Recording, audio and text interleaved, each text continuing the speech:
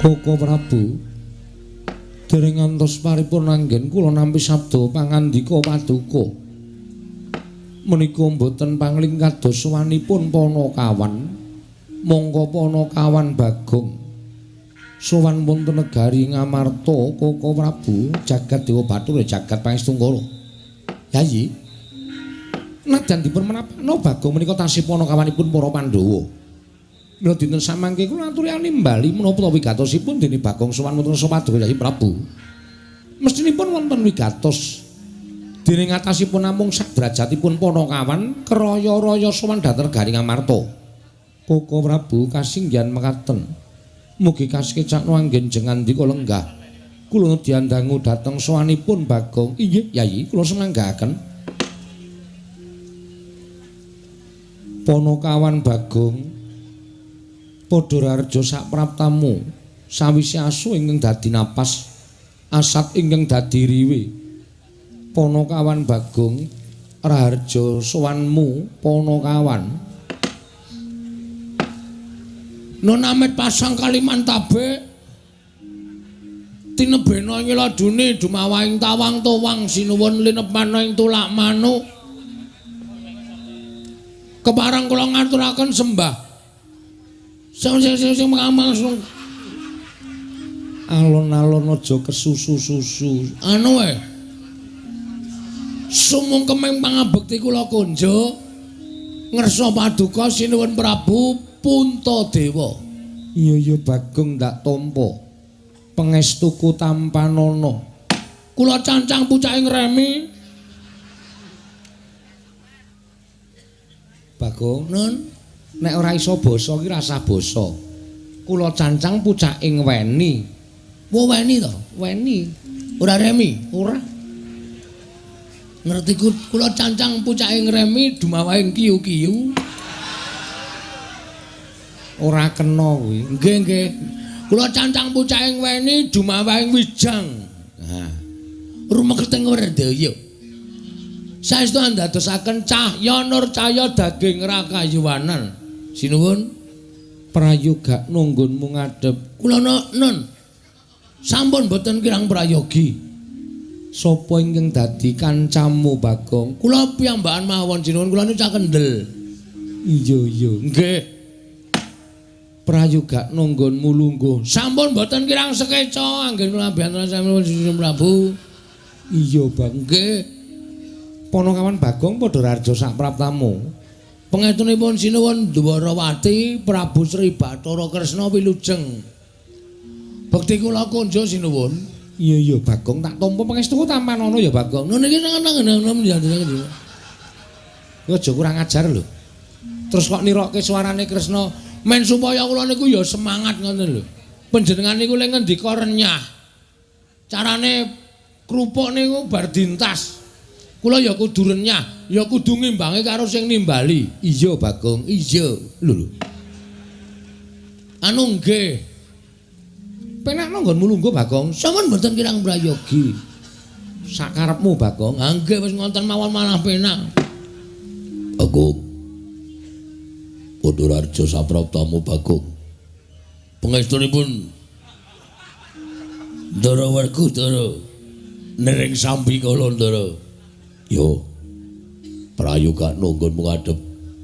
Kula ngaturaken sembah. Tak tampa pangestuku tampanana. Ayo nek iso dirokno gedene suarane Werkudara. Bagong. Nung. Biasa mawon ah. Lah sampean gedhe tenan suarane. Sampeyan iku ora asik gedhe ora mung suarane. Iya, prayogakno. Nun nggih sanget anggen kang ndadosaken jimat paripe. Bagong padha rarja sapraptamu. Pangestunipun Ndara Janaka wilujeng bekti kula kunjung nggih, Den. Iya, Bagong. Nggih. Kok pun sawetara ora rawuh teng Karang Kadempel? Iya, akeh kewajiban kasatriyan Bagong. Wah, jan wis mendring kula macet. Sampeyan mboten rawuh niku anggere ditekani mung kula tinggal ndelik. Iya. Panakawan Bagong padha rarja, Panakawan Bagong padha rarja. Pengetunipun Ndara Kembar Ndarana kula sedewa wilujeng bekti kula kunjuk. Iya, Bagong tak tampa pangestu tamanana ya Bagong. Nun inggih sanget anggen kami dadakan jimat paripe. Ki Lurah Bagong sami wilujeng. Weh lah. Siti. Inggih. Selamat tekaku, kowe selamat to sehat to kowe dadi abdi Ngamarta. Pangestunipun sehat. Syukur. Adimu sing lemu iki jenenge sapa kowe? Kula pun Bandriyah. Lali aku. Kowe ya sehat to Bandriyah? Pangestunipun wilujeng Mas Bagong. Wah, jantangku mboten kepanggih. Iya ya. Karang aku ya arang-arane negara Ngamarta. Nggih. Nomormu ijek ajeg to? Tasih ajeg. Kok tak kirimi gambar meneh ya. Ya? Nggih. Sing asik. Beres. Aja kuwatir pokoke. Senengane kok kaya ngono lho adik iki. Ora apa-apa kuwi sampeyan. Ponokawan Bagong. Kula wonten dawuh sinuwun. Apa sebabe dene sira sowan mongko tanpa tinimbalan maragake matur marang panjenenganing ingsun Ponokawan Bagong. Sampun dipun keparengaken sinuwun. Wis ingsun keparengake. Matur sembah nuwun.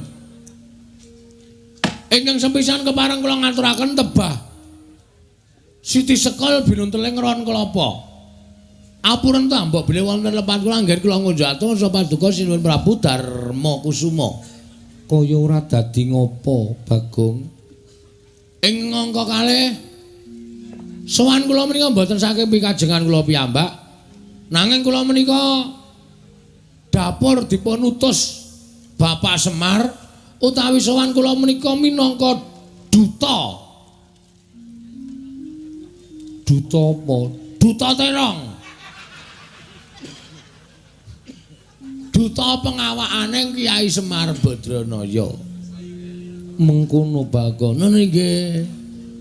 Lah bapakmu ya gene. Ngeten sinuwun. Mugi andadosna ing kawuningan.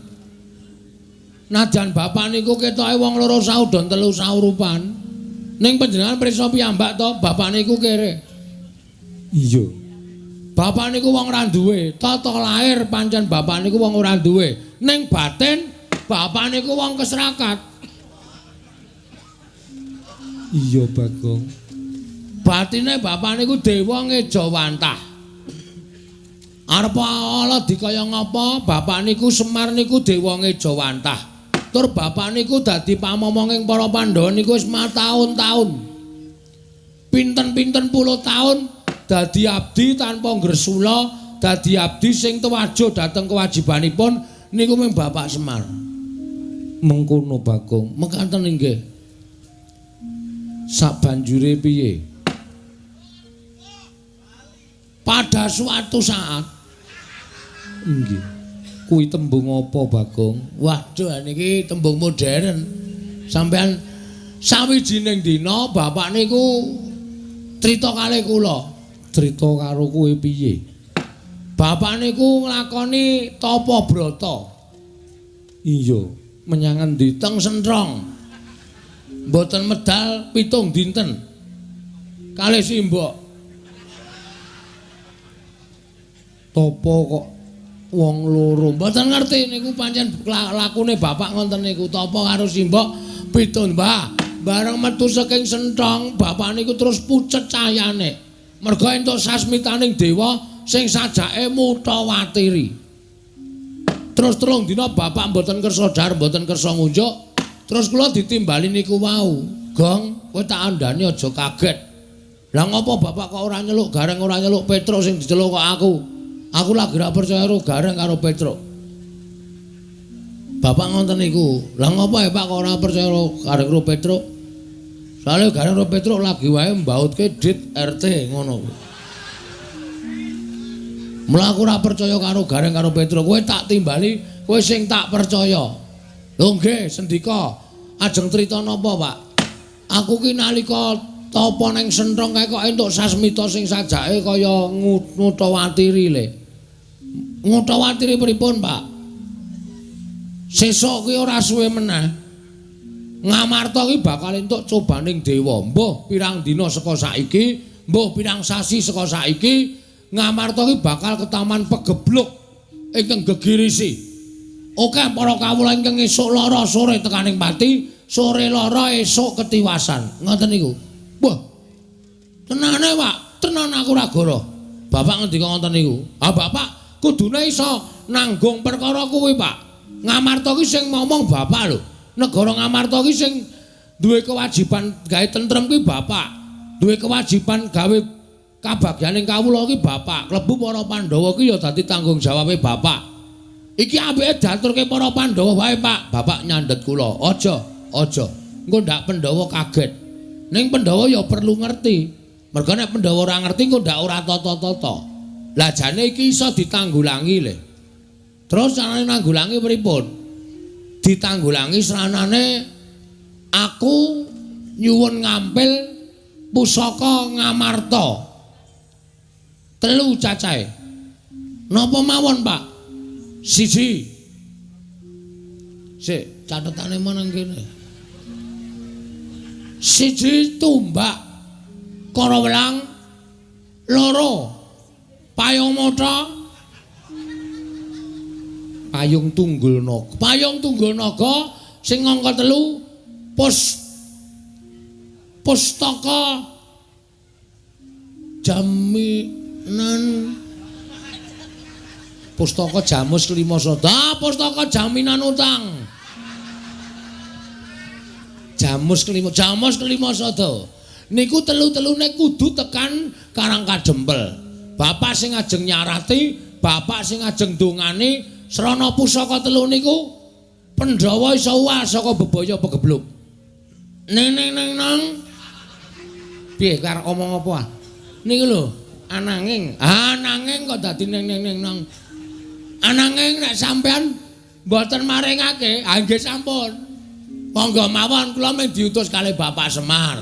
Nek diparingke matur sembah nuwun dene ora ya mboten apa-apa wong kula ya mung dadi utusane Semar. Ning nek Pegebluk niku tumama tenan teng negara Ngamarta, sampean ampun sambat sapa-sapa. Bapak wis ngelekke karo Nalendra Ngamarta.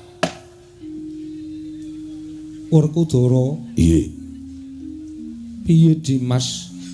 Ana kanan kaya ngene. Ora sandadak walang ati. Pusaka 3 wenehna Bagong. Ben digawa Bagong ning Karangkadempel. Men disarati karo Semar. Men Ngamarta ora ke taman Pegebluk. Kuwi luwih apik tinimbangane awake dhewe meneng bae. Ora tumandang karya. Ning mengko bakal weruh pira kae kawula sing padha tekaning pati. Kuwi malah ora prayoga. Arjuna Kula cundhuk kaliyan panjenenganipun Kakang Mas Jodipati. Kembar piye? Iya kula nderek Kang Prabu. Inggih, Kang Prabu kula nderek. Bagong, Dalem kowe krungu dhewe kesaguhaning para kadang. ah niku langkung prayogi. Mergi bapak niku nek omong niku sadet saknyet kok. Kadangkala bapak niku ya sok ora mandi ning kadangkala ya mandi ning ketoke niki lek omong kalih kula niku serius tenan sinuwun. Mboten main-main. Niki ketoke wong bapak niku lek ngendika niku karo ora ngematke kula kok. Penrawanging netra niku mendhuwur. Alek omong niku blas ora ngematke kula. Sing ngomong niku kaya dudu Semar. Lho. Kaya dudu bapakmu Senes. Suarane niku pokoke beda karo suarane bapak biasane. Ha niki nandhake nek sing paring pangandikan niku pancen dudu Semar. Ning sing manggon ning awake Semar. Iya, Bagong pancen bener ngono. Nggih. Sapa sing manggon ning awake bapakmu? Waduh. Sapa ya? Sinten sinuwun? Lah kowe karo wong tuamu dhewe kok ora apal iki piye? Aku lho ora apal ya, nyatane ya ora apal tenan kok. Sing manggon niku ketoke Bathara Ismanta. Sapa? Ismanta. Jaidan Ismaya. Ah, Ismaya. Kok Ismanta? Ismanta iki bakul dawet e.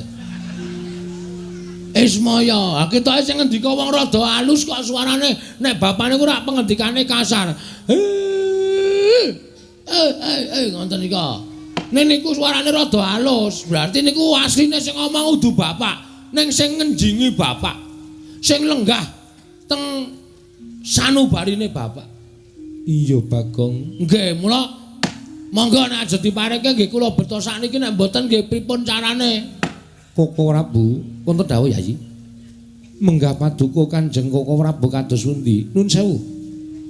Menawi babakan Semar nyuwun pusaka 3 menika kala wau, tumrap kula kedah dipun petang.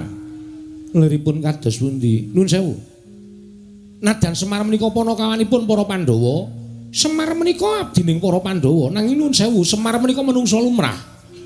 Menungsa ing kedurungan ina lali salah apes lawan mati. Kuwatir sing manah kula. Menawi menapa ingin dipun aturaken Semar lumantar Bagong menika namung karti sampeka. Ing sejatosipun Semar menika namung melek pusaka 3 negari Ngamarta. Anggenipun semados sak mangke Semar saged junjung derajatipun luar saking derajating abdi, nggayuh derajat ingkang langkung inggil. Menika saged ugi kelampahan. Ampun nun sewu. Mboten teges kula menika badhe ngiyas dhateng Kakang Semar, namun nun sewu, naminipun titah menika kedunungan lali, kedunungan supe tuwin kedunungan lepat. Mila kedang atos-atos. Menawi ngantos pusaka 3 menika luar saking para Pandhawa. Pusaka 3 menika mangke dipun beto Semar, kekiyatan menapa ing dipun ginakaken para Pandhawa. Semar saya gadhahi panguwasa, Semar saya sentosa menawi gayuh napa-napa badhe kasembadan. Menika ingkang kula ajri Yayi Prabu.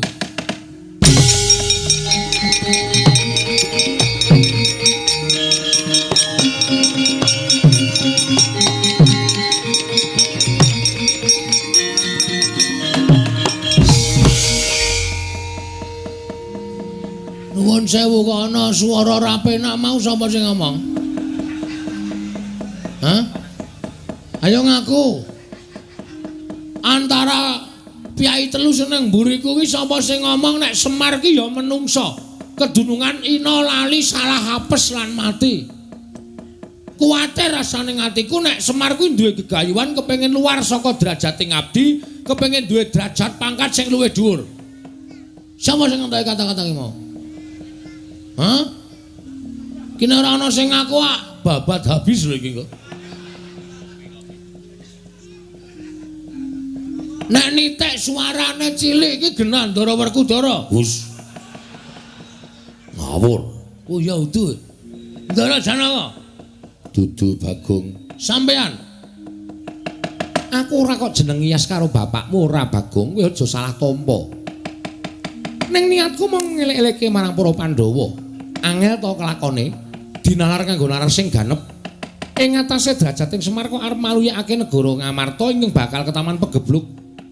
Mongko dadak mbutuhake pusaka 3. Ya kuwi tumbak karo welang payung tunggul naga lan pustaka jamus miyang jimat lima sada. Nek kudune Semar arep kepengin dandani negara Ngamarta kuwi ora kok kongkonan kowe, nanging Semar tekan ana negara Ngamarta. Kuwi luwih iso dipercaya. Lah kok dadi kongkonan kowe. Mongko kowe iki mung batur, kowe mung gedibal 17, kowe iki mung panakawan. Nek nganti tumpangsa nggonmu mboyong pusaka 3 iki mau, apa ora gawe geger cilik pusaka ilang? Gedene pusaka oncat apa ora gadi rame negara Ngamarta? Mula kang saka kuwi perkara iki dipetung dhisik, aja kesusu Bagong, aja kesusu. Aku ora ngarani ento Semar kuwi ndek gegayuhan liyane ora. Aku ngerti pambegane bapakmu. Ming sing jeneng menungsa kuwi kedunungan ina lali salah apes lan mati. Saapik-apike wong kuwi tau tate nandang kleru, sak kleru-kleruning wong tau tate nandang bener. Kuwi wis eneng-eneng jagat kuwi wis ditetepi dening panguwasaning dat kemurwing dat. Mula kudu ngati-ati. Oke. Cekak gampange sampean maido karo Semar, ha to?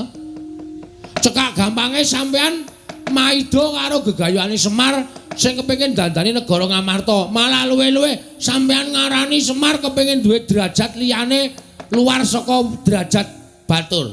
Ha ta ngono ta? Lho. Kuwi mung Panyakrabawa nanging rak durung sak tenane to. Rasaku kanom.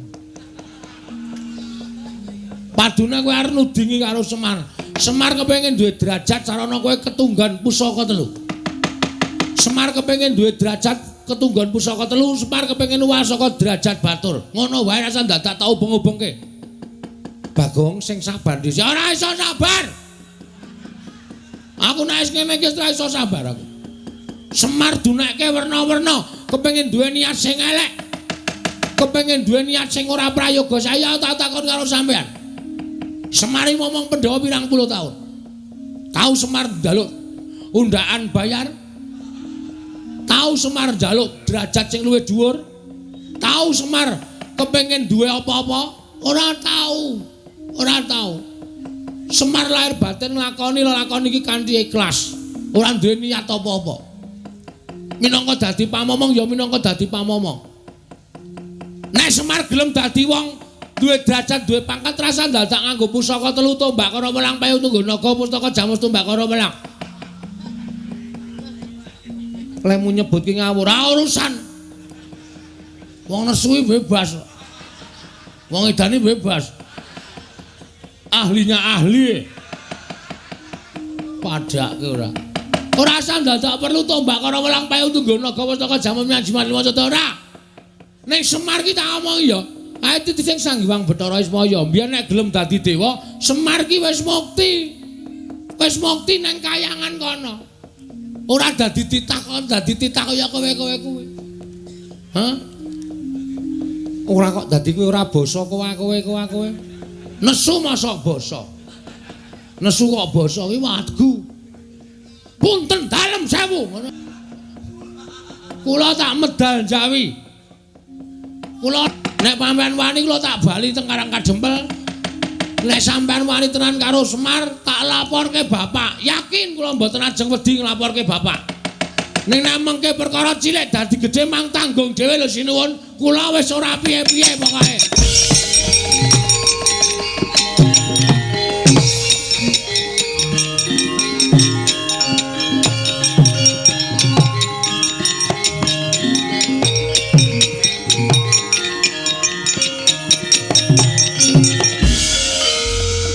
Koko Prabu kados pundi? Menika mboten prayogi kedadosanipun Yayi. Menawi ngantos mangke Bagong menika pradul saestu kaliyan Semar. Menika mangke kriwikan dadi grojogan geguyon dadi tangisan. Lajeng kepareng paduka. Menawi saged Bagong badhe kula tungka kula candhet sampun ngantos wangsul dhateng negaring utawi wonten Karang Kadempel. Kula semanggaken paduka Kanjeng Koko Prabu Arjuna kula wonten paring dawuh melu pun Kakang Sewawi kula dherekaken Koko Prabu.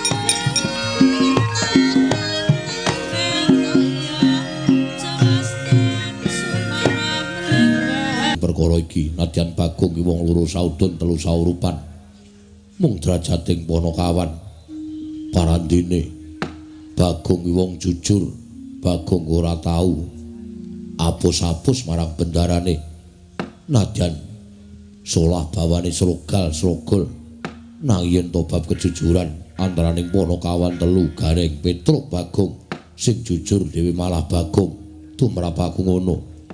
Iya Dimas. Banjur sak banjure kepiye miturut petunganing Dimas Werkudara? Yen miturut petunganku pusaka 3 paringna marang Semar. Merga Semar wis tanggap marang Sasmita.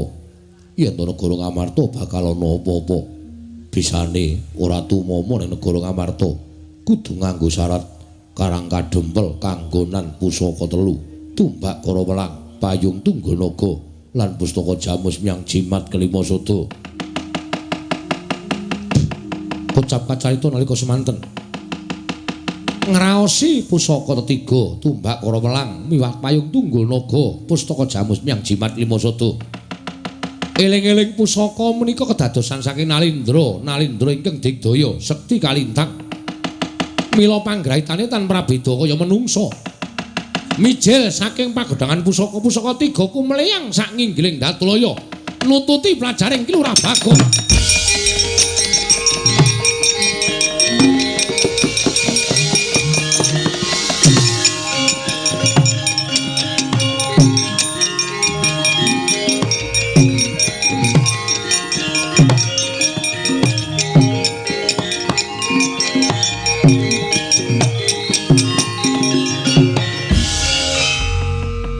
Sedewa teka banjur ngadhep ngarsaning pun Kakang. Nun sewu Kakang Prabu. Nembe kemawon Kakang Mas Jodipati ngraosi bilih Bagong menika Panakawan ingkang jujur. Menika kala wau sedaya kabukten. Buktinipun menapa Kakang Prabu mboten nyumurupi? Nyumurupi kahanan napa Sedewa? Pusaka 3 tumbak Karawelang Payung Tunggul Naga Pustaka Jamus Miyang Jimat 5 Sada. Kula tingali kumleyang wonten sak nginggiling Datulaya, malah sajaipun nungka lampahipun Bagong Kakang Prabu.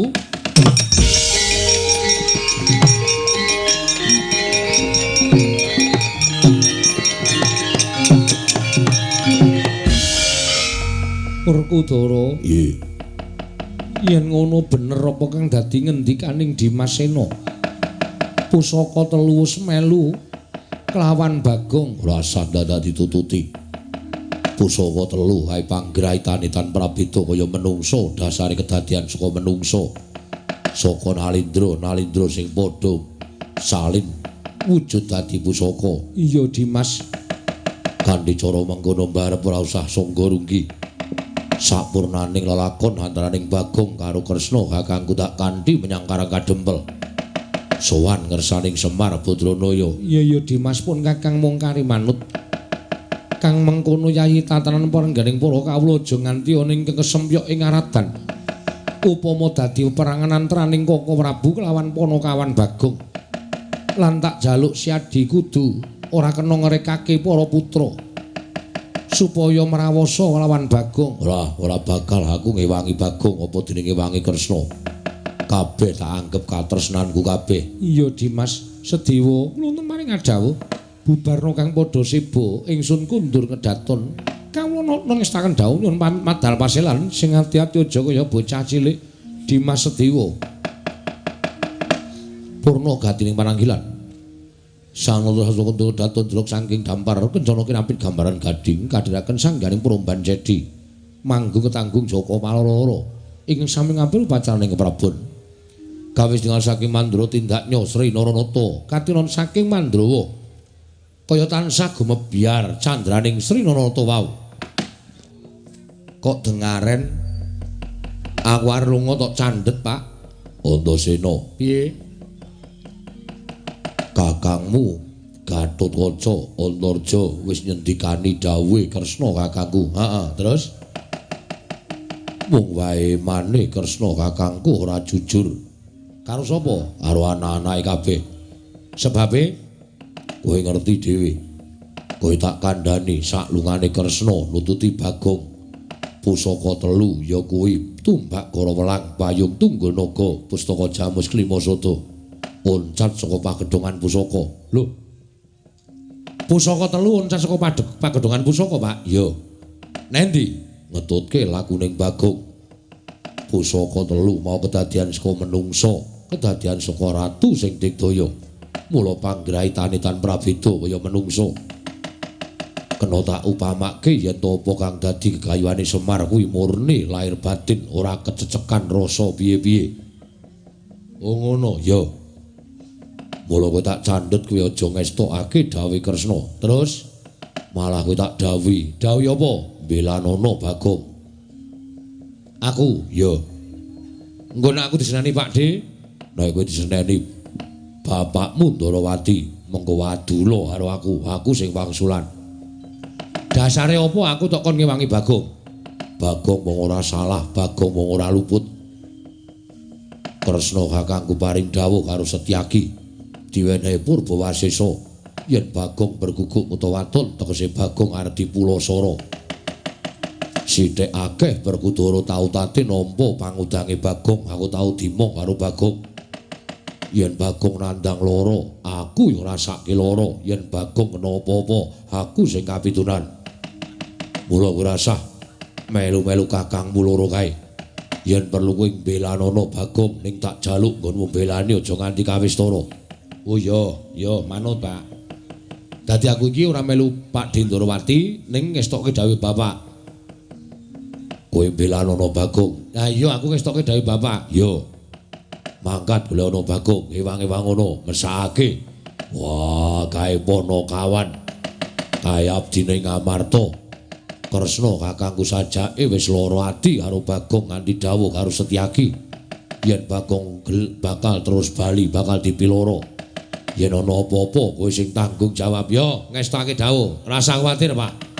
Taiwangane nek panjenengan do nyikol karo Bagong, moko Bagong aku sing tanggung jawab. Wah, janjian nang apa-apa iki tumandone Bagong kowe sing tak ajar. Ya wis beres, Pak.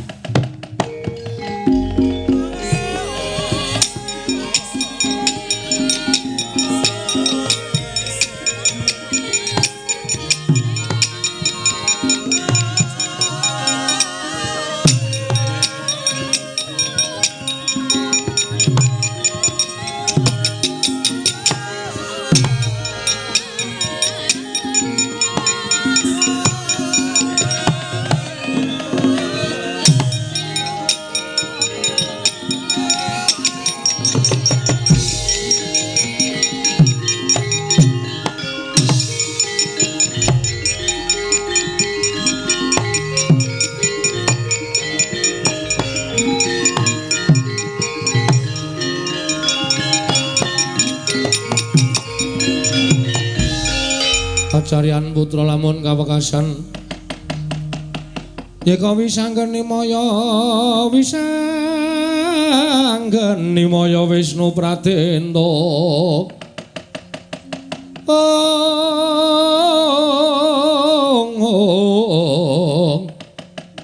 wisanggeni maya Wisnu Pratenta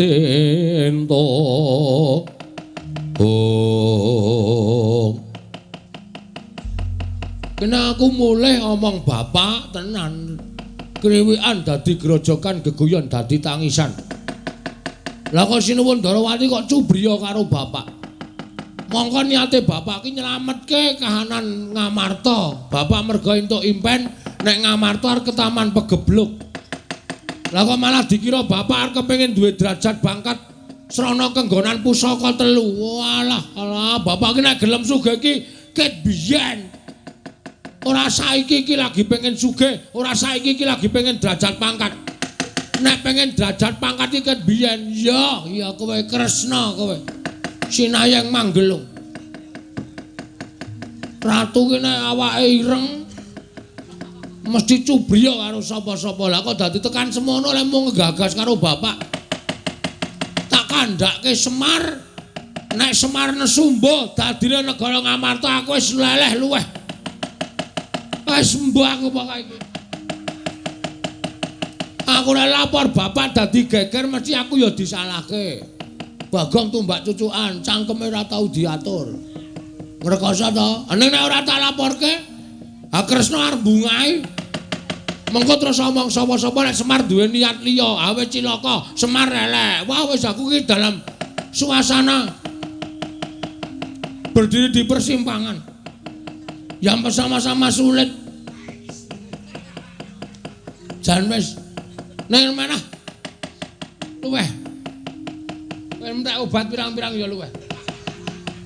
Nek ora tak omongke bapak ndak tuman wae, Pak. Lho. Kowe dipaido karo Sinuwun Darawati, Pak. Perkara kowe ora trima, masalah iki rampungna karo Sinuwun Kresna wae, Pak.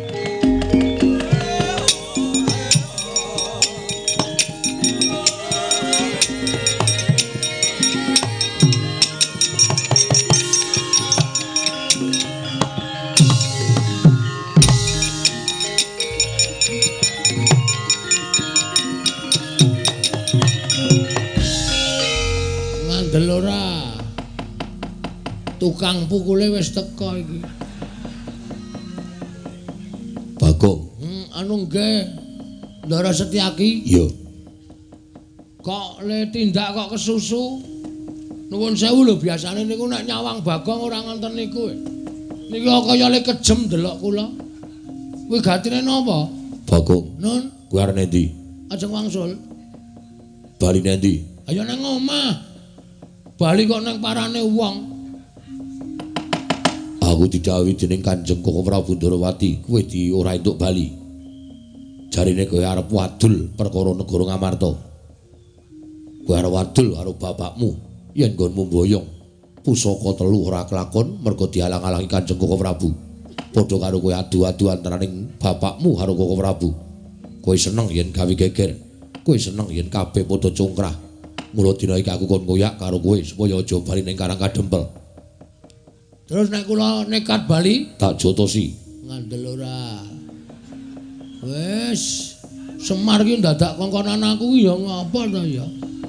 Biasane ki diokongani Petro kok dadi aku ngono lho. Wah, wis masalah meneh. Ya aku mulai ya dijotosi nang kene ra urung kok ya dikethaki. Rumah saku kok repot temen to iki aku. Wose dina iki kowe niat nang kene apa bali? Nek niat kula bali. Kowe arep wadul. Merga kula bapak nggih dinyek kalih Ndara Kresna, dikira bapak niku duwe niat ala, duwe kepengin duwe derajat pangkat. Sarana alasan negara Ngamarta bakal ke Taman Pegebluk terus nyilih pusaka telu. Sinuwun Kresna cubriya karo bapak nek ke bapak kepengin dadi wong derajat, dadi wong pangkat. Ha niku tegese ra nglarake ati to. Kula anake Semar, nek bapak kula dulake kaya ngoten niku ati kula ya lara. Perkara iki rasah didawake. Kowe nang kene wae rasane ndi-ndi. Nang kene wae rasane sing makani sapa? Nang kene nek nganti dinan-dinan terus kula ngelih piye ayo. Mula tak wangsul tak lapor karo bapak mawon. Mengke perkara niki men dirampunke bapak karo Sinuwun Kresna. Niku tegese adil. Yen ngono kowe nekat. Nggih nyuwun ngapunten den paripaksa kula nekat. Ya nekat tegese kowe wani karo Sencaki. Mboten. Sumpah ora. Terus kok kula wani karo sampean niku kula niku sing arep anggo menang apa? Sampean duwe gada wesi kuning, kula blas ora ndek pusaka napa-napa. Terus sampean kulino gelut, kula niku blas ora tau gelut. Nek nantang wani. Nek gelute mboten wani. Mula kowe aja bali. Kula ajeng wangsul. Nek bali padha karo wani karo Setyaki. Ora kowe lah wong iki piye to ya? Halo. Ora wani. Sing muni wani sapa? Nek ora wani nang kene. Mboten kula ajeng wangsul. Ajeng wangsul ajeng matur bapak. Yen ngono kowe wani karo Sencaki yen arep bali. Ora, Ndara yakin sumpah. Kula ora arep wani karo sampean. Sing tulung nggih menang kowe napa? Sampean iku paribasan gelut bendina tur ya senopati. Lah kok kula ajeng wani karo Ndara Sencaki yen to menang napa? Manggagas to. Cebol gaya wulan wutang etung lintang ora bakal kelakon cepak wurunge timun mungsuh duren. Kula timune sampean durene glundungi wedi memet. Yen ora gelem tak glundungi kowe nang kene wae. Kula ajeng wangsul. Nang kene wae. Kula ajeng wangsul.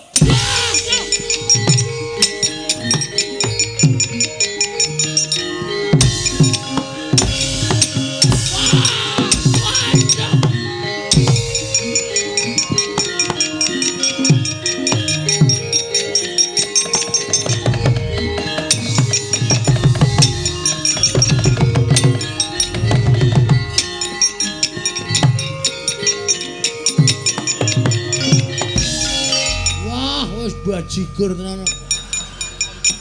Wis ora prayitna. Ndara Sencaki wis ngadeg. Mulai, kula ajeng mulai, rasa mulai, kula ajeng mulai. Dies. Kok tegel ya kataku. Asem kok metu kecape ndasku. Wah, lah ngono pancen wis. Wis aku kesonjombaya tenan iki nang Ngamarta. Monggo mesti iki sing didhawuhi kaya aku ora mung Sencaki tok. Ngibarate kaya dene iwak kecemplung nang sega. Ora bakal iso ilang mung garing ngemplok. Mesti tekaning pati aku. Wis iki nek ora mlayu. Mulai nang Karang Kadempel dijur-jur nang negara Ngamarta malah ngrekoso uripku nek ora.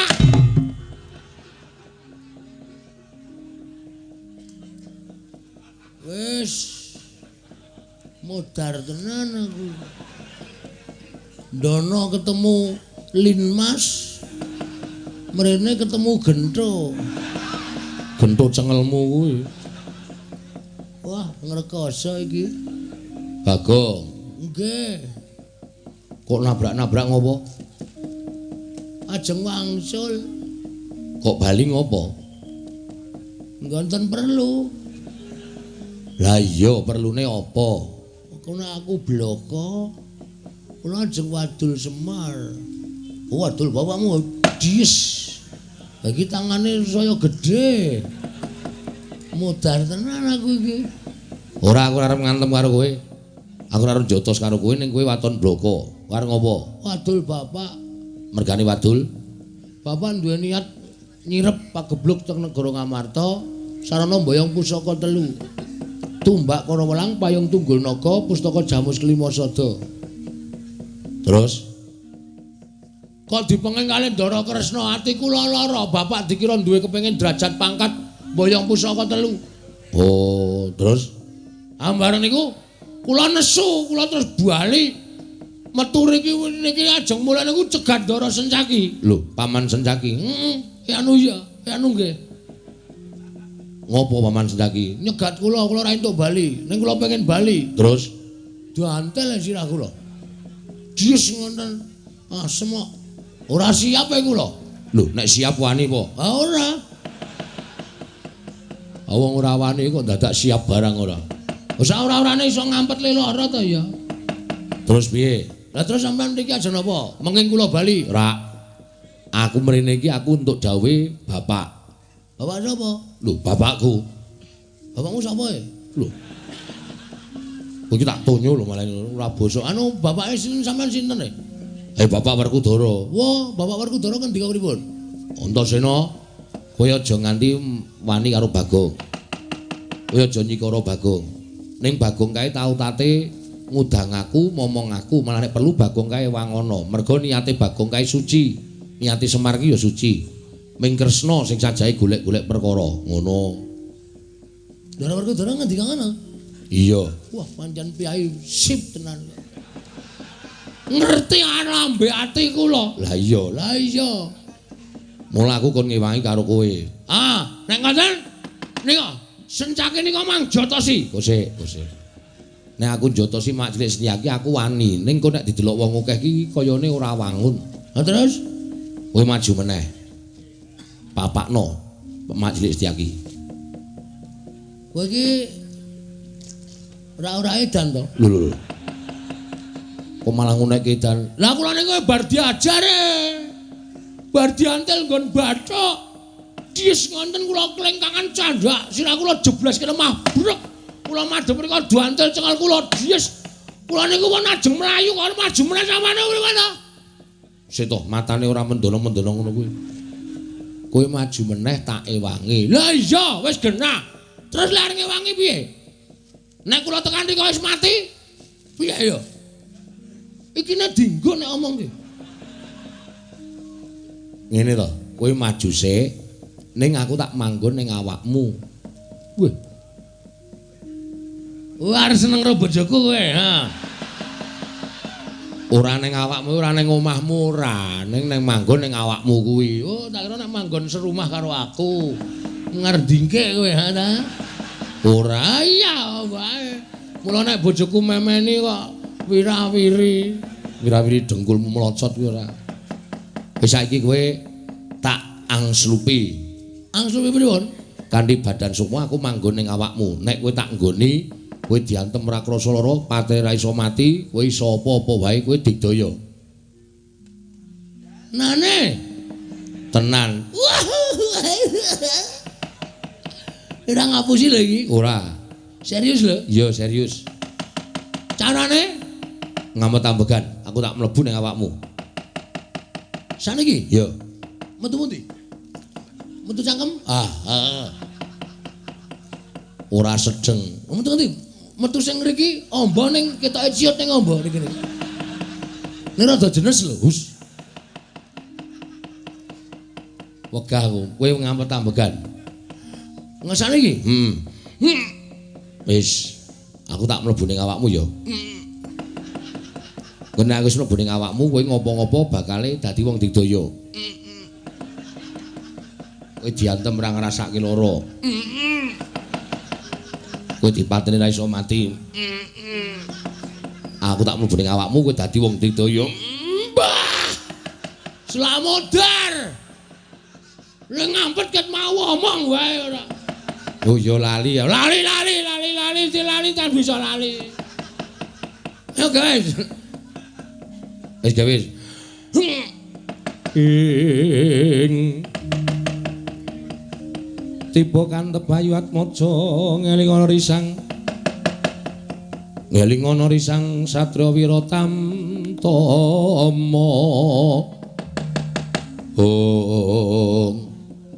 wis Kong wis aku wis mlebu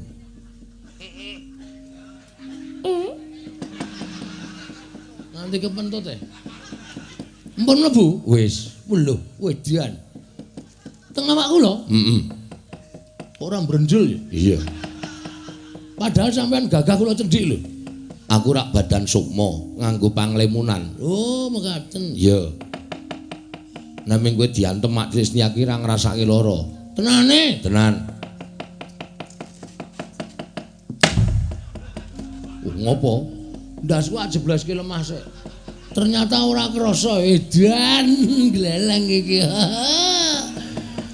sayo sencaki aja meng kowe sak mara tuamu wonten kene aku mau sia-sia karo aku terus keluwihan liyane napa nih keluwihan liyane napa keluwihan liyane sakarmu karo ngopo-ngopo iso mabur iso tenane iso nek mabur carane sikile gedruke lemah ping 3 engko terus iso mabur asli iya niat batin mabur karo gedruk lemah ping 3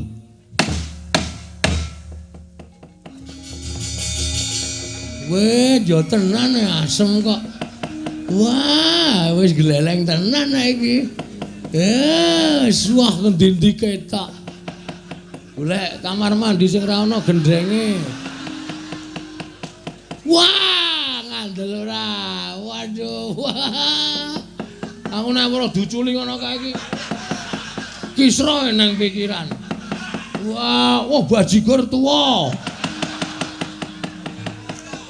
bareng dangak untune entek wis waduh edan gejlike pirang-pirang nek medhun pripun iki ya mengkari medhun ngono wae niat ati medhun oh nggih dun landing ya wah guys iki nek kula tak bali mawon lho kok bali piye arep tak pamerke bojo kula kae dirampungi sik oh nggih ambles bumi kaya sampean ya iso carane ngampet ambegan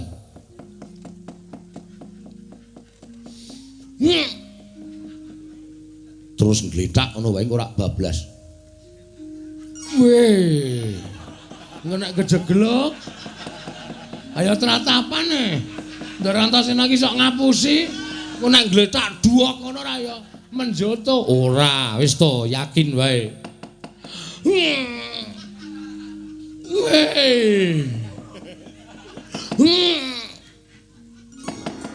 weh lah tenan waduh oh ya mung peteng ora ana apa-apa ora ana wong dodol rokok barang iki wae lah waduh telone gede-gede tenan iki ya apik aku ambles bumi nggawa karung telone tak panen nang jron bumi sesuk nek do panen mung kari gagang tok aja mesake among tani among kisma Yong wah bajigur nabak sapi teng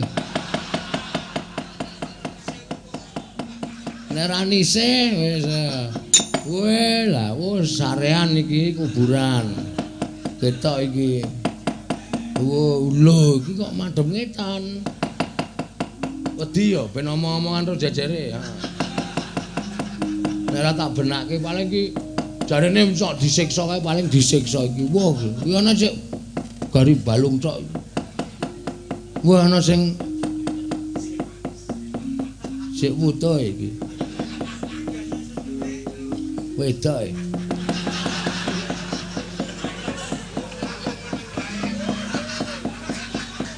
umpung meneng wae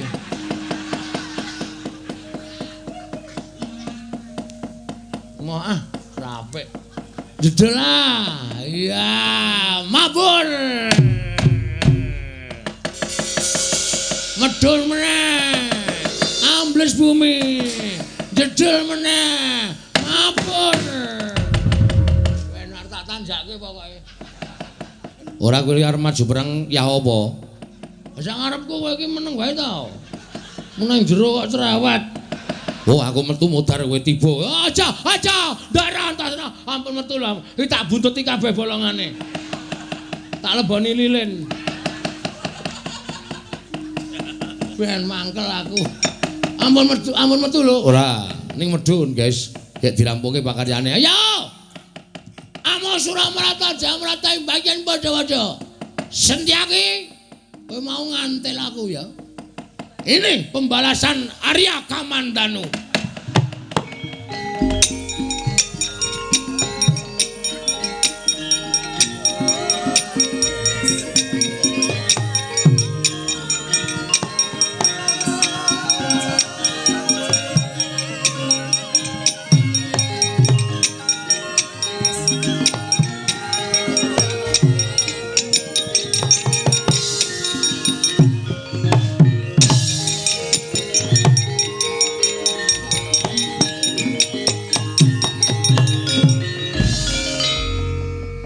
Ewake wis diajar karo Setyaki isih begogok neng kene.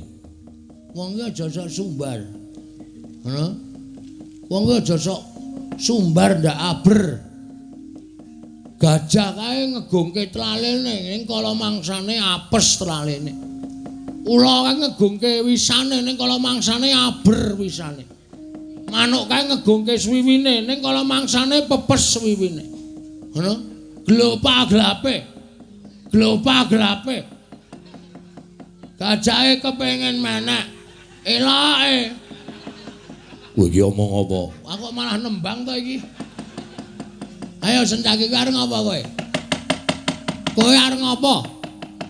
Kowe ngeyel karo Setyaki apa perlu tak jempalani meneh? Isih kurang nggonku ngajar karo kowe. Kurang. Ayo ketokno. Godho wesi kuning. Keprun ndasku. Neng nganti aku cilik sambat gedhe nglekar sambat loro meguru karo kowe. Lho. Apa kowe bar meguru anyar? Sentyaki, aku iki anak Semar. Semar iki dewa Ngejawantah. Aku nek wis diwenehi kekuatan karo Semar. Lihatlah. Tontonen aja kedep. Mengko ndak dikira aku gawe-gawe. Ya, delan ya. 1 2 3 4 mengkari ndase tok. Ndase dindelepke sisan ora? Ndase dindelepke sisan ora? Dindelepke ora? Ayo kowe tak takoni, ndelepke ya? Lho, ada. Jedel meneh sirahe. Lho. Ndelepke ora? Ndelep. Terus langsung saka kene ding ding ding ding ding ding. Aku mabur Sentyaki.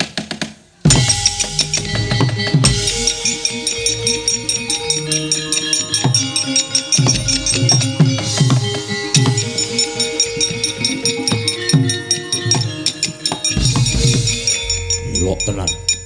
Bagong medeni iso ambles bumi iso mabur. Kok Prabu kula semanggaken kula mboten saged mengsah Bagong gilani katidayan. Nuwun sewu nggih. Paman garba ruji wonten menapa Bagong saged ambles bumi saged ngambah dirgantara kula semanggaken nggih.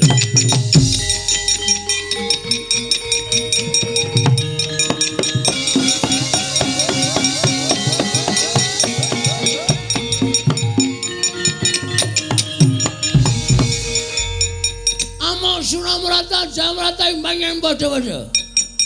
Iki cah gleleng. Duk deng sama ladeng, duk bis sama kubis. Ayo, Sentyaki mundur. Sapa iki satriya nganggo rompi? Bar nyanyi dangdut ta. Parat. Weh, Gatut Kaca. Ora basa. Basa sampean mung arep belani Kresna ta? Tabasanono sampean belani Nata Ndarawati. Iya atau tidak? Hah? Mula tinimbane aku basa daki-daki ra urung sampeyan mungsuhe Bagong. Ayo sampeyan ngejak apa? Ayo ngejak apa? Ngendel kira iso mabur sawangan.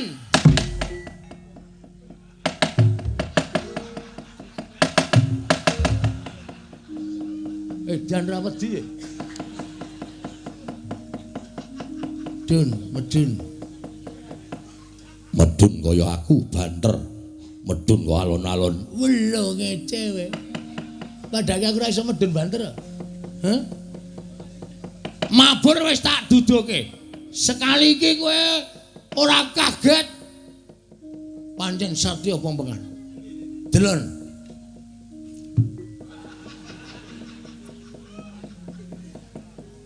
Asem ira wedi. Jedul. Mabur langsung ambles. Langsung jedul. Waduh cilaka iki. Kok kita kaya ora grogi babar blas. Bagong, kowe gawe geger negara Ngamarta. Apa mbok anggap aku wedi karo kowe? Terus karemu piye? Ayo. Yen pancen wani karo bendaramu, neng ditentokke kaya apa aku sing tekaning pati. Oke, ngejak pirang dina, manut tau Gatut Kaca. Wajit.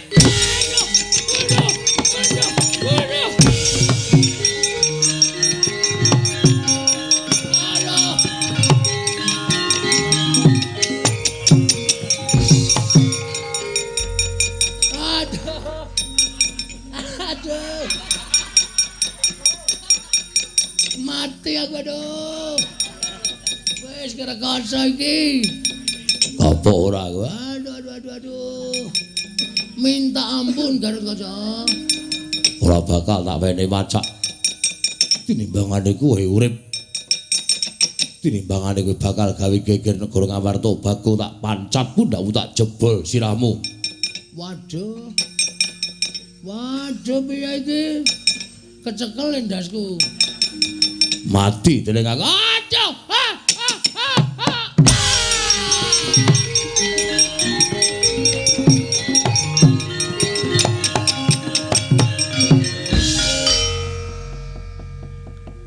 Kiai Semar. Paripaksa aku tumindak kaya ngene. Yen pancen Siwa Semar ngluputke Gatut Kaca tak akoni. Aku kleru. Ning anakmu ya kleru. Gawe untran-untran gawe geger ning negara Ngamarta. Mula kudu nampa paukuman ingkang sakmurwat. Bagong, aku njaluk ngapura. Paripaksa aku tegel karo kowe, Bagong. Asem akeh semute to kene iki.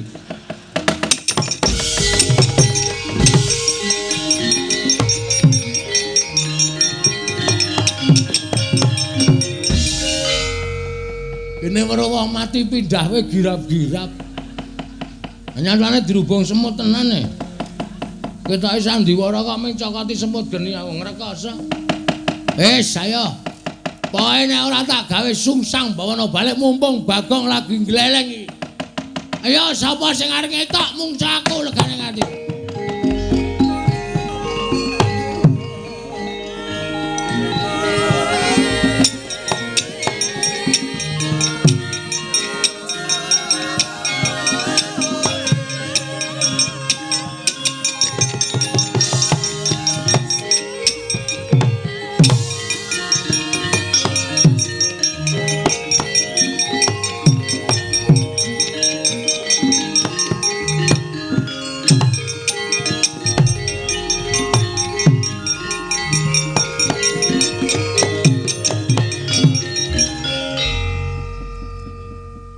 Iki.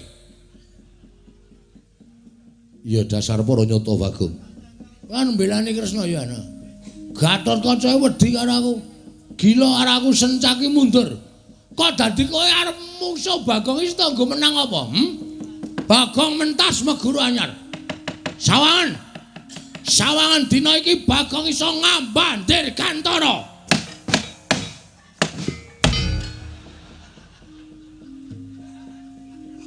Ora mandi ya. Endi mabur? Jarine iso mabur kok ora iso. Aku nek mabur mung sekilan. Ora tau dhuwur-dhuwur. Mergo aku fobia ketinggian. Mabur ora iso, ambles bumi sawangan ora. Wedan. Kok macet kabeh iki? Ora ana sing belani babar blas iki. Lha iki piye iki nek iki Antarja kok sik tak telitine. Apa ana kabel sing ucul? Utawa ana mesin sing rusak kok dadi aku ora iso mabur ora iso ambles bumi iki mesti ana sebabe. Wah. Sincan wis metu. Sincan diasmu. Ya salahe ra omong-omong.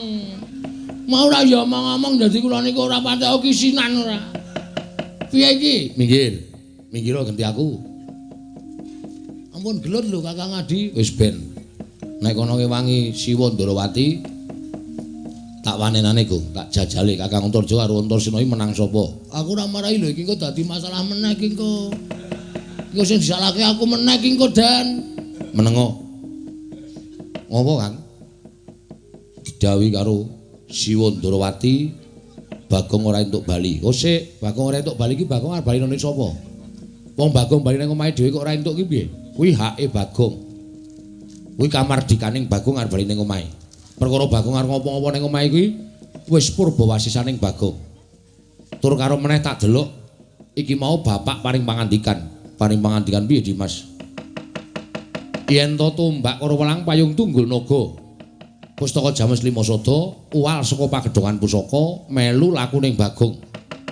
Ateges sapa kang dadi sediyane Semar kuwi lahir batin ora ana niat liyane nggone bakal kepengin gawe tentrem negara Ngamarta. Apa ngono Dimas? Aku sing didhawuhi bapak. Malah aku sing didhawuhi supaya ngayomi karo Bagong aja nganti dipulosara karo Kakang Antarsena, Kakang Garutkaca lan Mak Cilik Setyaki. Ngono Dimas. Ya yen pancen ngono terus aku piye? Apike malah kowe karo aku saiki melu ning Karangkadempel. Mergo iki wong Ngamarta karo bapak ya isar budal ning Karangkadempel. Lah Siwa Ndarawati wis to, ora usah dadak melu Siwa Ndarawati. Mane kowe melu kewirangan, kowe melu wisin, kowe manut aku apa manut Siwa Ndarawati? Ya wis aku melu Dimas Antarsena. Lah ngono malah kepenak kok. Apik iki perdamaian iki jenenge. Ora ana permusuhan. Sampeyan ya ora duwe nganu rasa kali kula to? Ora Bagong. Syukur. Melu seneng kula melu bungakan tanpa upama. Iya. Wis nek ngono Kakang Manjinga jroning bumi sik mengko tak sasmitani nek aku arep makan ning Karangkadempel. Oh ya Dimas aku manut karo kowe Dimas. Heeh, Kang.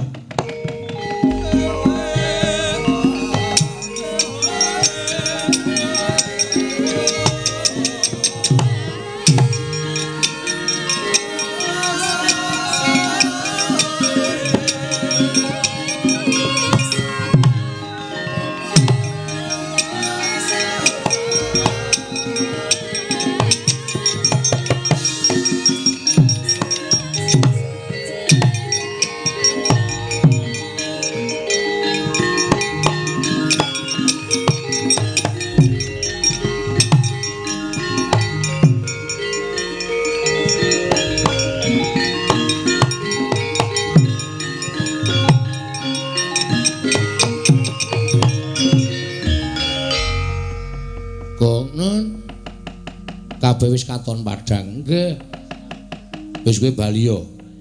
Anu nek mulai senane bapak. Lho kok senene bapak mergane Kula ora nggawa pusaka 3. Tumbak karo welang payung tunggul naga, pustaka Jamus Miang Jimat Lima Sada. aku ngerti niate kakekne Semar kuwi pancen suci lahir batin. Anu nggih. Mula kowe tak kandhani ya. Pusaka 3 mau sejatine ora pusaka bain-bain, nanging pusaka mau kedadian saka Nalindra, Nalindra ingkang sekti Mahambara. Mula pusaka 3 mau panggraitane tan prabeda kaya menungsa. Nggih. Lah kuwi sawangen saiki. Pusaka 3 kuwi ning mburimu ngetuti laku jantramu Bagong.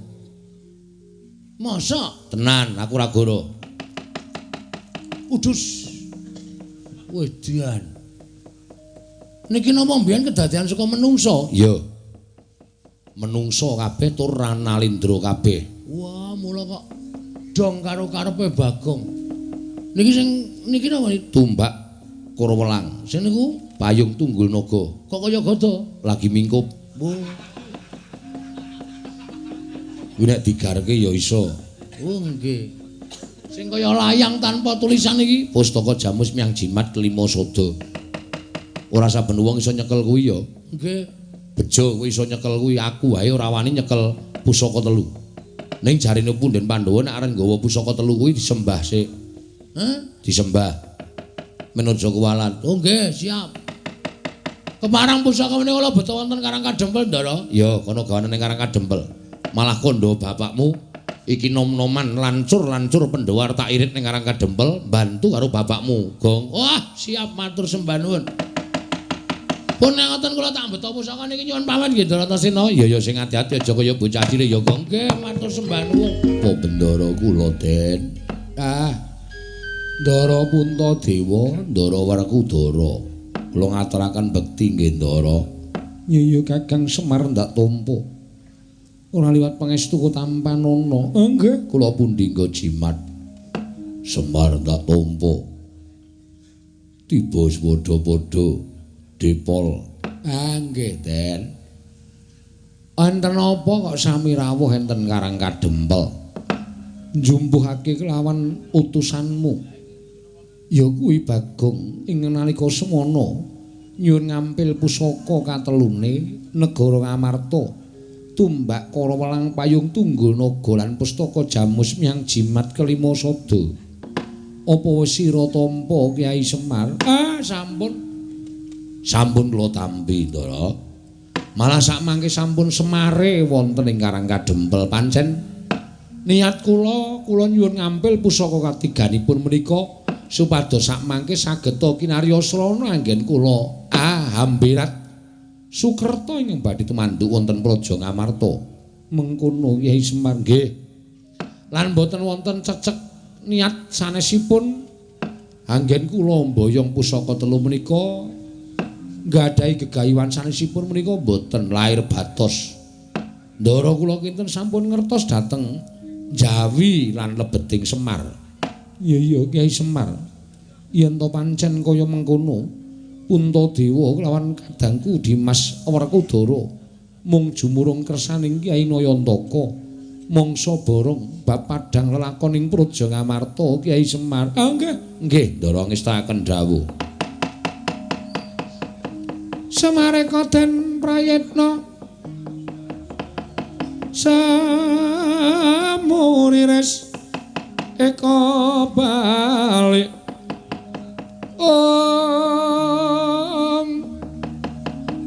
Titiyani Gandayani Trisanya Purnama Sasi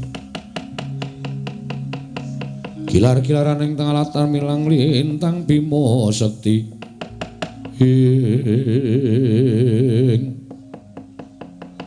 yen pancen wis kaya mengkono Kyai Semar apa diparengake sawetara wektu Puntadewa mapan ning Karang Kadempel niku langkung prayogi. Niku langkung sae nyurung dhateng gegayuhane Semar nentremke negara Ngamarta menika, Ndara. Iya, Kyai Semar. Lang-lang endriya mangu-mangu-mangungkung.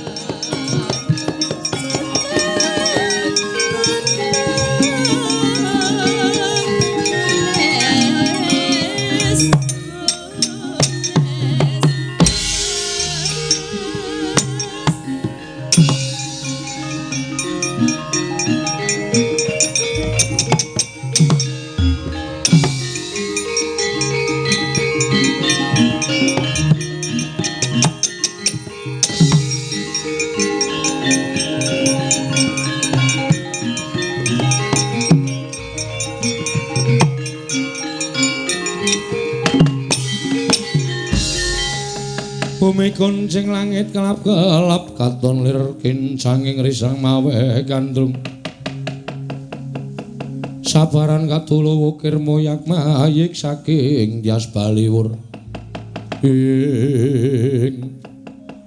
kakek Semar aku sing prapto kek Kyai Semar aku sing prapto Kyai Nayantaka aku sing prapto Kyai Semar lancur Pandhawa Ndara Antasena, Ndara Gatotkaca, Ndara Antarja.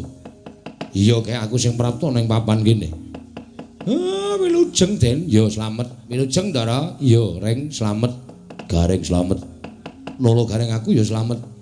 Ndara Antasena, Ndara Gatotkaca, Ndara Antarja wilujeng, ya truk aku slamet. Ya Petruk aku slamet. Ya Petruk aku tansah pinanganing kawidadan. Gong ora ngabekti ndara-ndara. Dendam aku isi. Dendam ngopo? Kae Gatotkaca kae mau nugel ndasku lho, Tru. Apa iya? Untung wae ndasku lentur. Dadi ditugel ora apa-apa. Ming minger. Diapure ora. Wis saiki wis di ngapura, wis di ngapura. Wis wawuh. Wis wawuh. Wis damai. Ha iya. Bagong aku njaluk ngapura Bagong. Wes ngopo ngapura apa? Oh tegel karo aku kok. Ora, aku ora tegel karo kowe. Nyatane nek aku ora diangslupi Ndara Antasena, mati aku wisan, Truk. Ya wis sesuk meneh ora Bagong. Anggere sesuk wani karo aku titine Nana kowe. Apa, Gong? Titine Nana. Titenono, titinono. Nana wis ora pandang bulu aku. Pokoknya ada bulunya tak pandang. Ora pandang bulu kok ada bulunya dipandang. Asri. Sami enten apa, Ndara? Kakene Semar jumbuh karo nalika semana aku ketemu karo Bagong jare negara Ngamarta bakal ke Taman Sukerta. Ning merga kakene Semar gone bakal mbirat sarana pusaka 3. Mula aku karo Kakang Garwaca Kakang Antarja niat mbelani sarta njurung marang lekasing kakene Semar. Syukur. Ora pancen ngoten. Malah kepasang Yogyakarta jenginu merga tumrap kula gegayuhan kula niku bakal kasembadan. Kelakon gegayuhan kula ning pacobane mesti uga enggal nekani. Ngono ya kek nggih.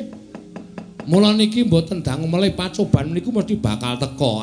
Mula kula pasrahke sampeyan sing prayitna ngati-ati lho Ndara, kula tak ketemu karo bapak sampeyan. Mareka den prayitna semuriris.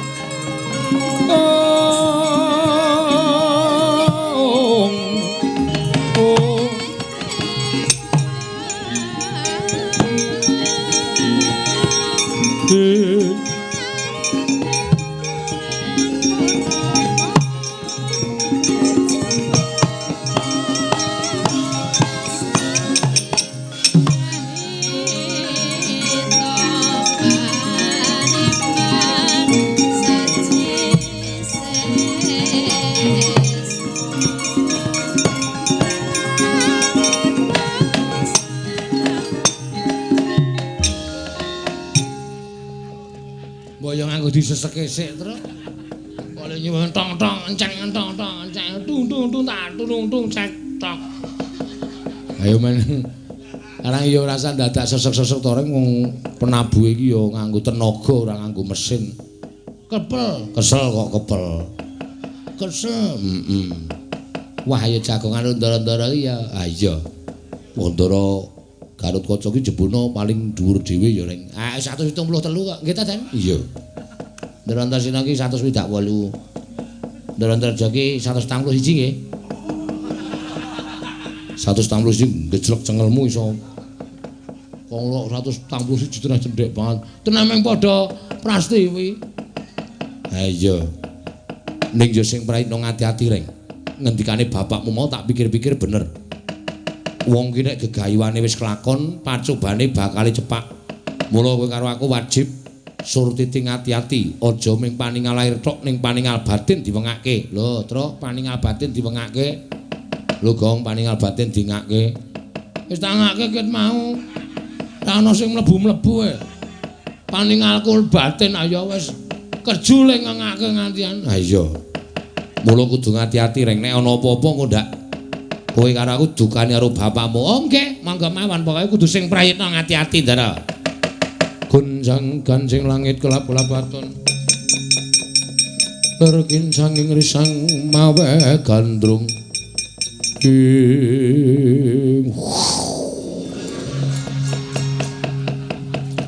Ucap kadit nalika semanten ngramyang balaning Betari Durga nalika semana prapteng Karang Kadempel sigra sumusup angganing risang Antarja malik tinggal Sang Antarja nyandhak ing rai Raden Garukata linarak kaget Sang Antasena wau.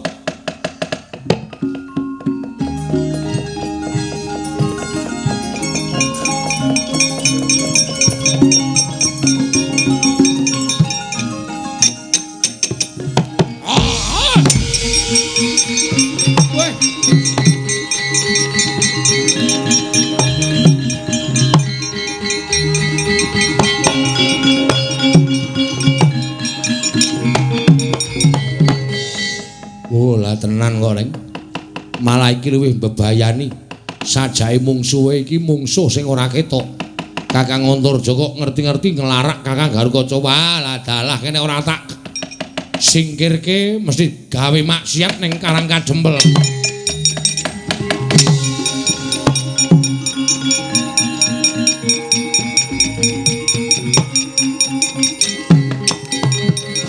Hati-hati, Tru. Ora ngalamun. Petro. Ngopo to, Rek? Ora ngalamun, aku ki mak ler kok ngalamun. Ora ngalamun lho, Tru, yaene iki kok demit tenan iki. Monggo mawon rampung-rampungan jatilan to, Tru. Heeh. Ngati-ati nek nganti kowe ngalamun ngrekoso uripmu tenan. Kanggonan demit. Oh, wis ora bakal iso piye-piye kowe. Kowe nek ngalamun ngene.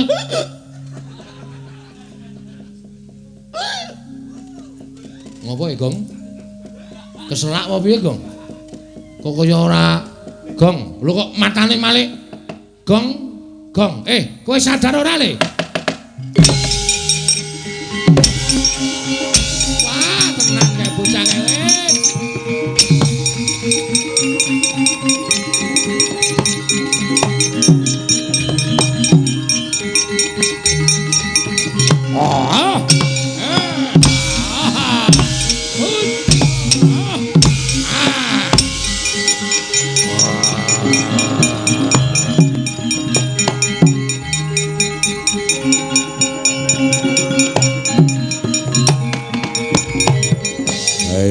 Bakal gawe nglawat aku nyilih ragane kakangmu supaya aja ngawistara yen kowe ingkang mateni aku.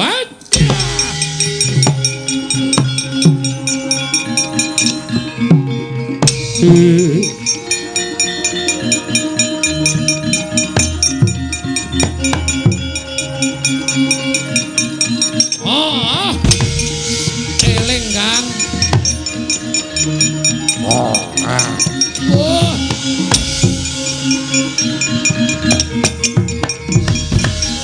Dimasaku ki ngono apa, Yayi?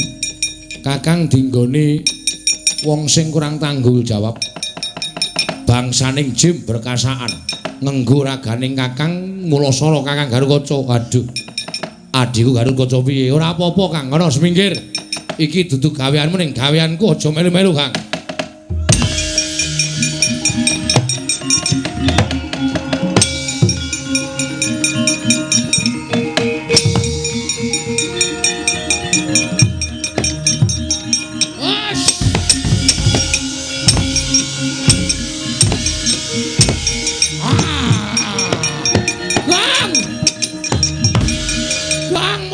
Kowe iki ngapa le? Wes kowe iki ngapa kowe Kang Supan to wes? Gong kowe kurang ngawur. Gong. Culke. Gong culke. Waduh. Idoni bareng e. Setan. Culke ora kowe. Culke ora. Culke ora. Culke.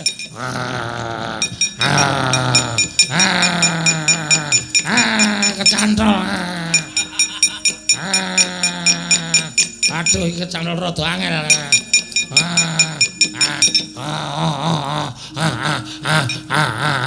Tulke ora, tulke.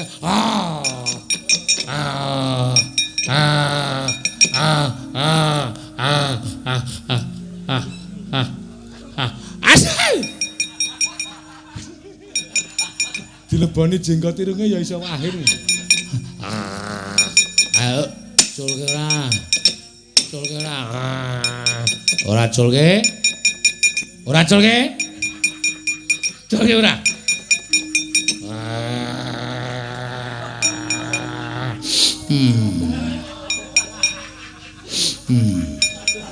Kapokmu kapan?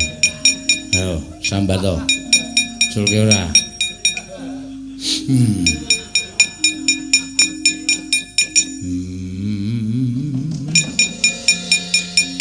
Culke ora.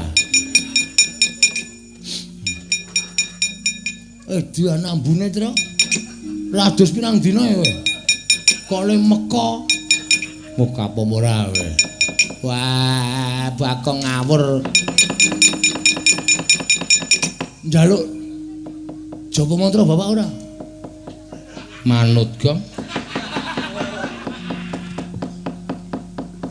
Manut piye maksude? Manut arep njaluk apa ora? Aku manut karo kowe. Ndarantasena tumandang karya kono nek adirange wangi ndak aku dikila awak dhewe ora lahir batin ning wangi Ndarantasena. Yo, Dewangi yo.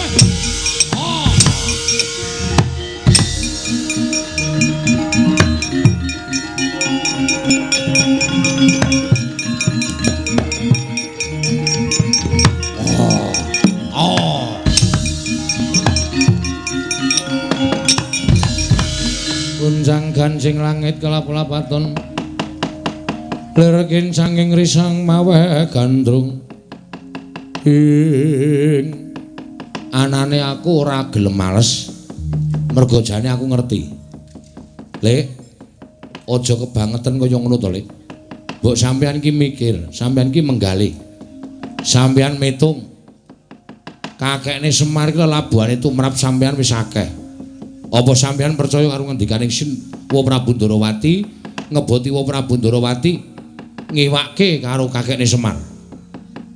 Apa yen ngono Pak Lekku Madukara kuwi ora duwe penggalih. Wis nampa pirang-pirang lelabuhaning Kyai Semar Badraraya kok dadi tekan semono penggalihmu Lek.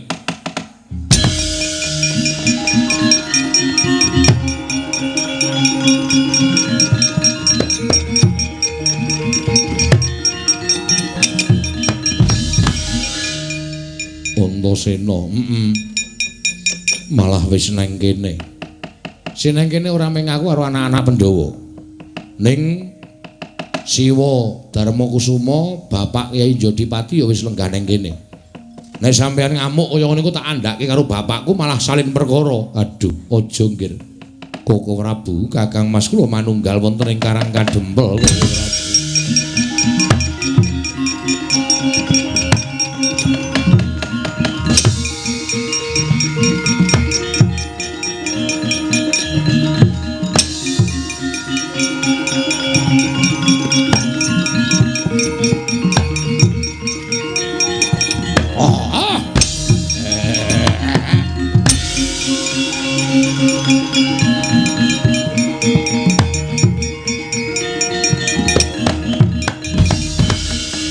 Larta saking Gudha Sang Kurukula yen amutusa Sang Sri ladal bujleng-bujleng iblis lanat padha cek-cekan adiku malah sajake pasrah bongkokan karo wong-wong Karang Kadempel ya ndi Semar yen pancen ora duwe niat sakliyane bakal gawe tentrem negara Ngamarta mesti wae kowe iso ngasorake marang Jajal Wreka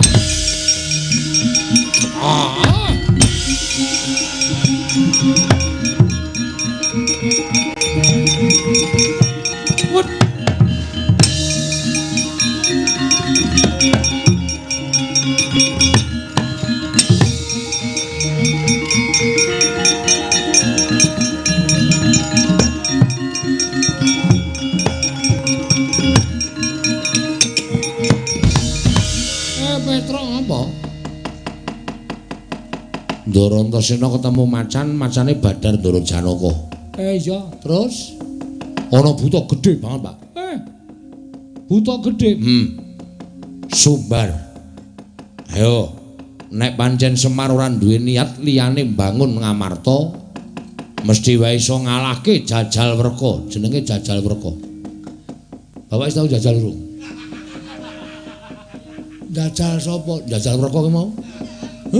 Kuwi jeneng kok jojal jejel ora. Kowe lungguh nang mburiku kene. Kaya ngapa wujude buta Jajal Werka? Tak sawange Panakawan. Ngatos-atos lho, Pak. Iya.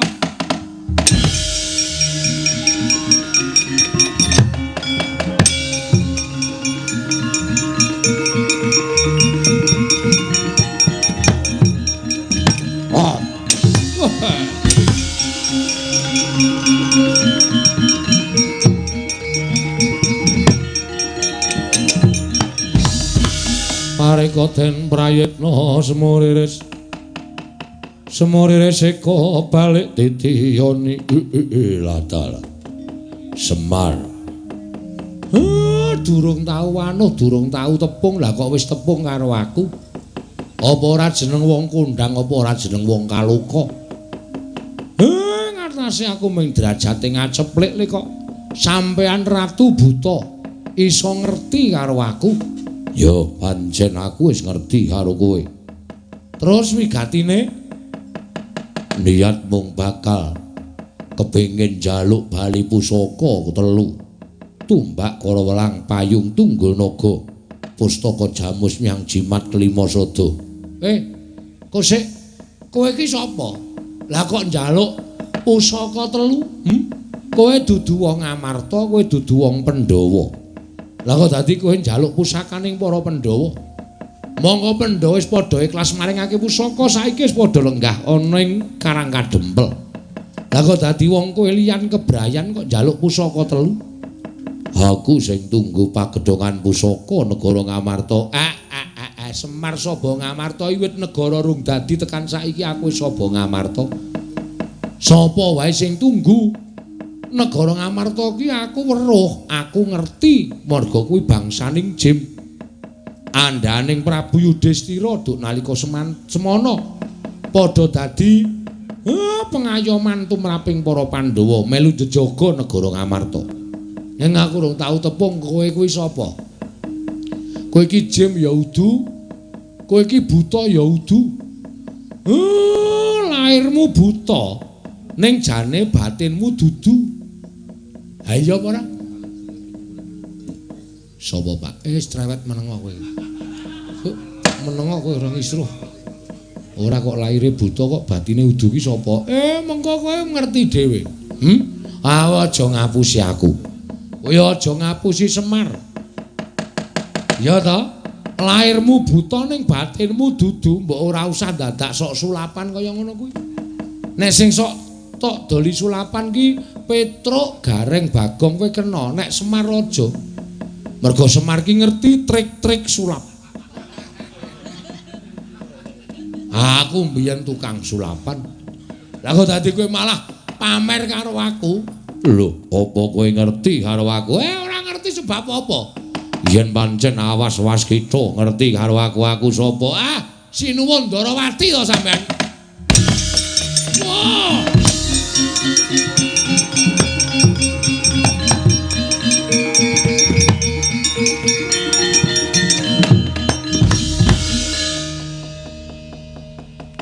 Aku percaya marang kelantipan panggraitamu Semar.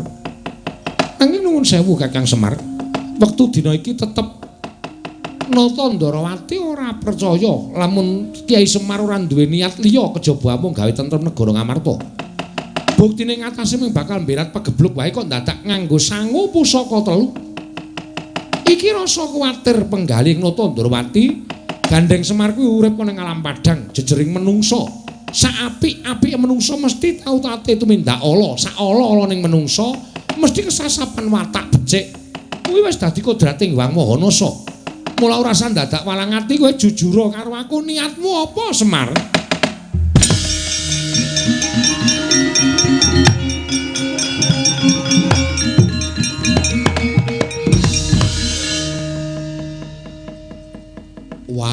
napa mawon kula randhe niat sing ala. Niat kula setunggal mung kepengin dandan-dandan negara Ngamarta. Gandeng kula menika dadi pengayomaning wong Ngamarta. Kula niku wong sing saguh momong. Nek enten napa-napa kalian sing kula omong sing dicucuh Semar. Gandeng Pandhawa niku sing kula omong, mongko Pandhawa bakal nampa pacoban. Nggih menika wujudipun pegebluk. Mula sadurunge niku teka kula mbudidaya supaya mbirat pacoban niku kula wau. Kaya dene kula weruh Ngamarta menika ketekan mendung supaya aja nganti banjir lan udan. Mendung niku kula singkirke. Niku gaweane pamomong. Lah kok malah niat kula sing kaya ngeten? Manganggep kula niku duwe niat sing ala. Sinuwun, ampun kaya ngoten. Sampeyan duwe panyakra bawa sing elek kali kula. Monggo niat kula mboten ajeng tumindak elek.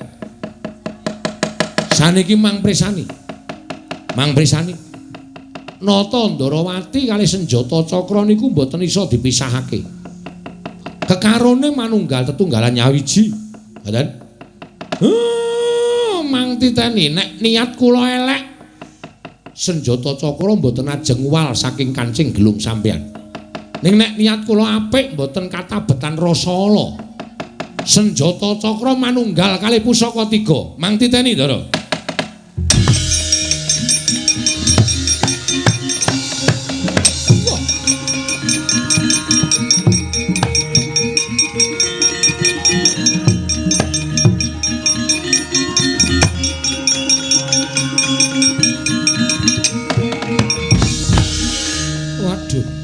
Kakang Semar, aku ngaku luput Kakang Semar. Nggih. Mboten perkara kula kulina sulapan lho niki. Ning pancen bener, senjata cakra niku panggraitane ya ora beda kaya menungsa. Iya, Kyai Semar. Yen ngono aku ngakoni yen to niate Kyai Semar kuwi becik. Lan aku manunggal kan para Pandhawa. Mengke kala mangsa senjata kula kondurke, Ndara. Iya, Kakang Semar.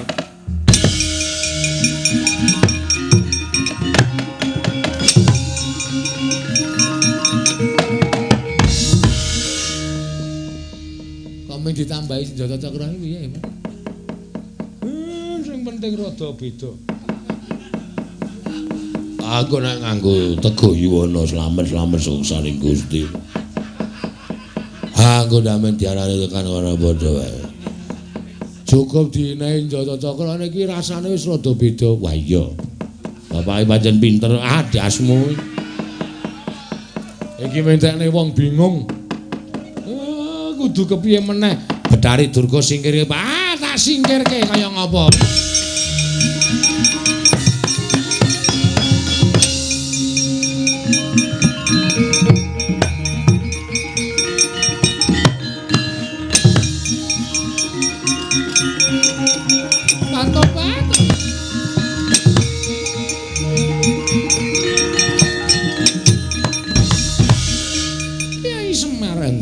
ya, bareng apa kowe nggo wadyabala ning Karang Kadempel? Mboten menapa-menapa, nek ora apa-apa bali. Aja gawe kisruh. Kancamu sing wuta dituntun, sing lempoh digendong, sing budheg dijawil. Berkasaan ganggu gawe dulurku warak kene mungsuhe Semar. Ayo mulih kabeh. Inggih ngestokaken dawuh.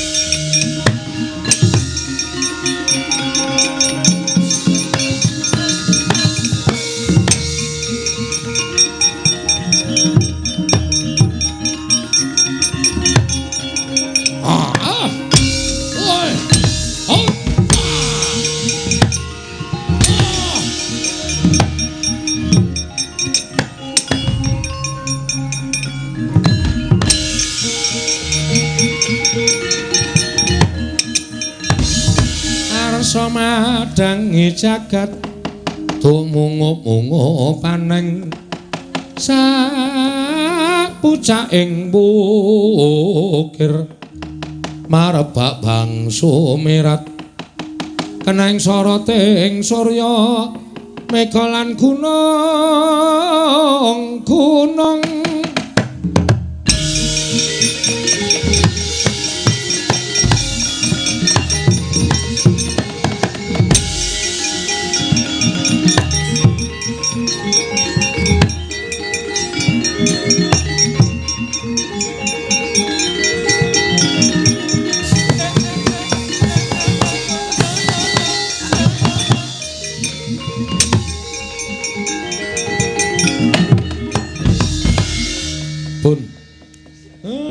Paripurna Ndara. Mesakake. Le nuthuk gamelan nganti mendelik-mendelik. Ya. Purnaning gati mugi-mugi sedaya manggiya raharja niring sambikala ayom tentrem kebaing karukunan lan tansah nampi barokah ing Wang Mahanasa. Ya Semar. Nek wonten lepat kula sakanca nyuwun pangapunten mugi-mugi sempulur anggenipun mangun pasderekan.